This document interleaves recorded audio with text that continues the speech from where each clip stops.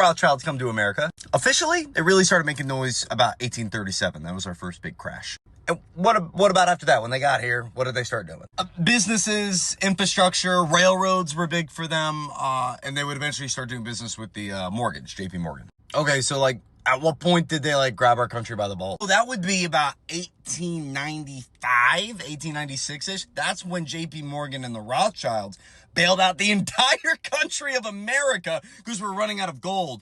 And so they said, hey, we have $45 million worth of gold. Want it? I imagine there was a little bit of, quid pro quo there. Daggone.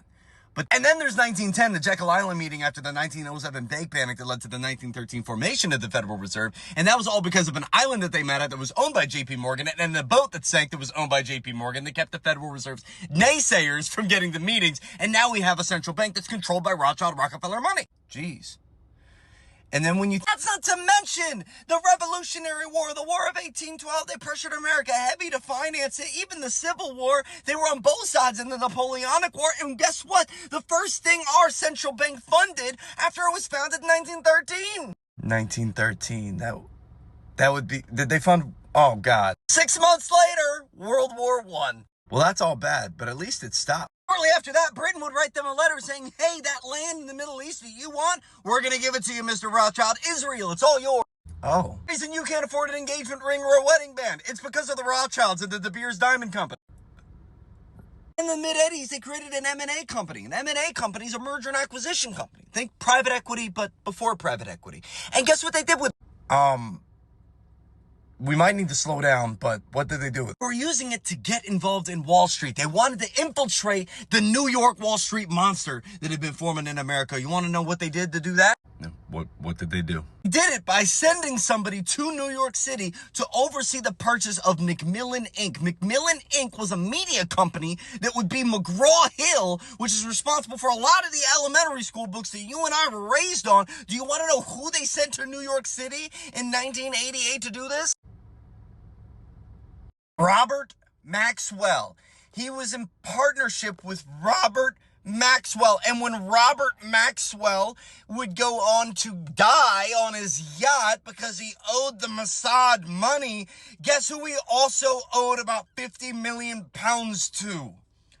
The Rothschild family through the Bank of England. Wait, that's Ghislaine Maxwell's father?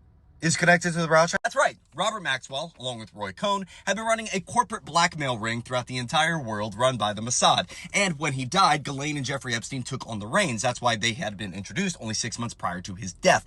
After that, they would go on to infiltrate people like the princes, the politicians, and the media moguls that we know today. And we know through Alan Dershowitz, Epstein's lawyer through 2008, 2009, admitted that he was introduced to Jeffrey Epstein in the early 90s by a Rothschild.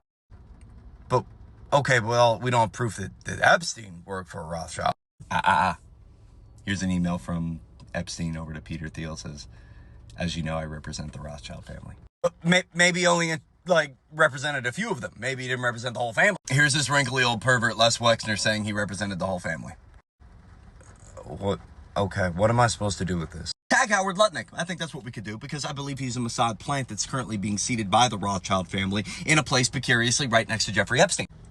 But all because he's his neighbor? He just maybe bought the home on Zillow. He didn't. He bought the home in 1998 from the Comet Trust, which was run by the son of the World Jewish Congress founder and World Zionist Foundation organizer. Also before that, it was owned by Jeffrey Epstein himself. Well, just because he owned it doesn't mean it was his house or anything like that, or ever lived there, or that.